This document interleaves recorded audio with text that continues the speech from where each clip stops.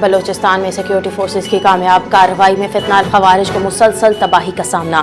Security ذرائع کے مطابق اب تک ہلاک دہشت گردوں کی تعداد 13 ہو گئی۔ مستوں کے علاقے میں سیکیورٹی فورسز کی کامیاب کارروائی کے دوران فتنہ ہندوستان کی متعدد کمین گاہوں کو تباہ کر دیا گیا۔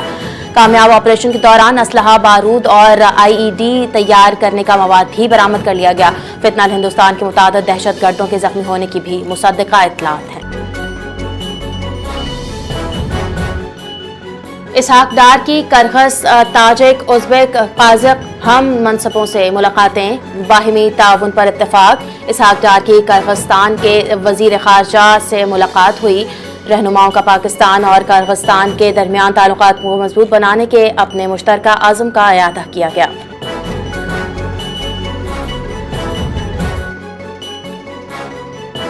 سندھ کی آمدنی کا 95% کراچی سے حاصل ہوتا ہے۔ MQM پاکستان کے سینئر رہنما مصطفیٰ کمال کی پریس کانفرنس۔ کہا سندھ کو 18 برسوں میں 22 ارب روپے ملے، کراچی کو صرف 3% دیا گیا۔ 2010 تک وفاق کراچی کو براہ راست فنڈز فراہم کرتا تھا، اب مسلسل ناانصافی کی جا رہی ہے۔ کراچی کے نام پر فنڈز لیے جاتے ہیں مگر شہر کی ترقی پر خرچ نہیں کیے جاتے۔ سندھ کے متعدد سرکاری اسکولوں میں بنیادی سہولیات بشمول واش رومز موجود نہیں۔ ایران کو ہتھیاروں کی فراہمی چین اور روس کے لیے نقصان دہ ہوگی۔ امریکی صدر ڈونلڈ ٹرمپ کا بیان۔ کہا دونوں ممالک راضی ہیں، وہ ایران کو ہتھیار فراہم یا فروخت نہیں کریں گے۔ تعلقات کو مد نظر رکھتے ہوئے چینی صدر کے بیان پر یقین رکھتے ہیں۔ پیوٹن سمجھتے ہیں کہ امریکہ یوکرین کو براہ راست ہتھیار فروخت نہیں کر رہا بلکہ نیٹو ممالک کو ہتھیار فراہم کر رہا ہے۔ سعودی اتحادی افواج کا یمن کے شہر الحدیدہ میں حوثیوں کے عسکری ٹھکانوں پر حملہ۔ یمن کے الحدیدہ گورنریٹ میں حوثی فوجی ٹھکانوں کو نشانہ بنایا گیا۔ سعودی اتحاد افواج کے ترجمان کا بیان۔ کہا حدیدہ بندرگاہوں کو نشانہ بنایا جائے گا۔ تمام بندرگاہیں جہاز رانی کے لیے کھلی ہیں۔ یمن میں تباہ کیے گئے اہداف کا تعلق بحیرہ احمر میں تجارتی جہاز رانی کے خلاف خطرات سے نمٹنا ہے۔ حوثیوں کی جارحانہ کارروائیاں جاری رہیں تو جواب دیا جائے گا۔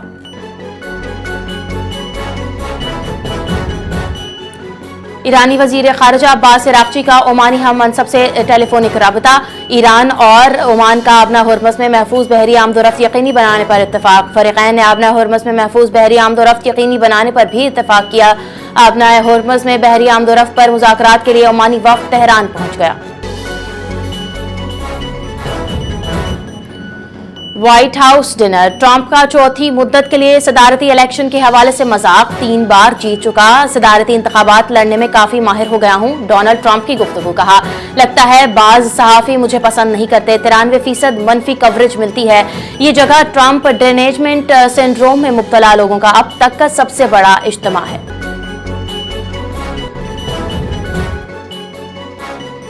بھارت میں جینزی تحریک مودی سرکار کے لیے بڑا سیاسی امتحان بن گئی۔ نوجوانوں کی تحریک نے مودی سرکار کی انتظامی نااہلی کو دنیا بھر کے سامنے عیاں کر دیا۔ برطانوی خبر رساں ادارے کے مطابق پیپر لیکس اور امتحانی بد انتظامی BJP کمزور حکومتی گرفت کو نمایاں کر رہی ہے۔ برطانوی اساسی کو کہا کہ 192% لیک ہونے سے 7.5 کروڑ طلبہ سخت متاثر ہیں۔ وفاقی وزیر داخلہ محسن نقوی سے برطانوی ہاؤس آف لارڈز کے رکن ضمیر چودھری کی ملاقات ہوئی۔ لارڈ ضمیر چودھری نے خطے میں امن کے لیے پاکستان کی کاوشوں کو سراہا۔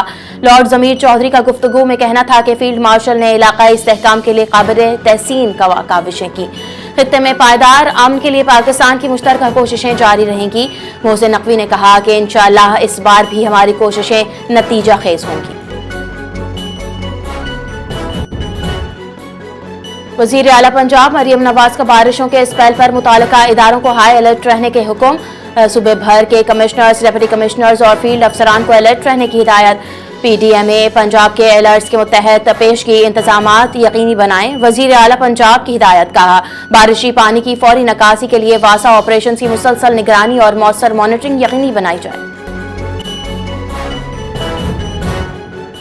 الیکشن کمیشن آزاد کشمیر کا انتخابی ضابطہ اخلاق کی خلاف ورزی پر سخت کارروائی کا انتباہ۔ ترجمان الیکشن کمیشن کے مطابق عام انتخابات کے دوران ضابطہ اخلاق کی خلاف ورزی کسی صورت برداشت نہیں کی جائے گی۔ انتخابی مہم کے دوران نئی ترقیاتی اسکیموں کا یا مالی پیکیجز کا اعلان ممنوع قرار۔ سرکاری مشینری کو انتخابی مقاصد کے لیے استعمال کرنا ضابطہ اخلاق کی خلاف ورزی ہوگی۔ سیاسی جماعتیں ضابطہ اخلاق کی پابندی کریں۔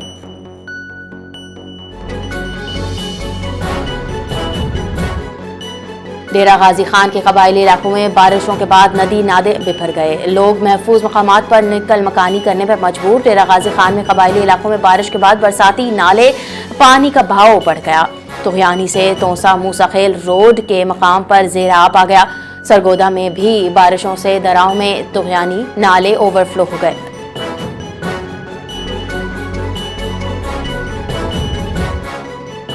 ہیٹ ویو، فرانس کے جنوب مغربی جنگلات میں آگ لگ گئی، 1.5 لاکھ افراد کی نقل مکانی۔ حکام کی سیاحت کے لیے مشہور کیپ فیٹیٹ سے مکمل انخلا کی ہدایت۔ جنگلات کا 47,000 ایکڑ رقبہ آگ سے متاثر ہو گیا اور 100 سے زائد گھروں کو بھی نقصان پہنچا۔ میڈرڈ کے نواح میں بڑی آگ لگنے کے سبب اسپین میں اپنی نوعیت کی پہلی بار قومی ہنگامی حالت نافذ۔ کامن ویلتھ گیمز میں ویمن ہاؤسنگ میں پاکستان کی فاطمہ زہرا کوارٹر فائنل میں پہنچ گئی۔ خواتین کی 60 کلو گرام کیٹیگری میں فاطمہ زہرا نے لیسوتھو کو باکسر کو ناک آؤٹ کر دیا۔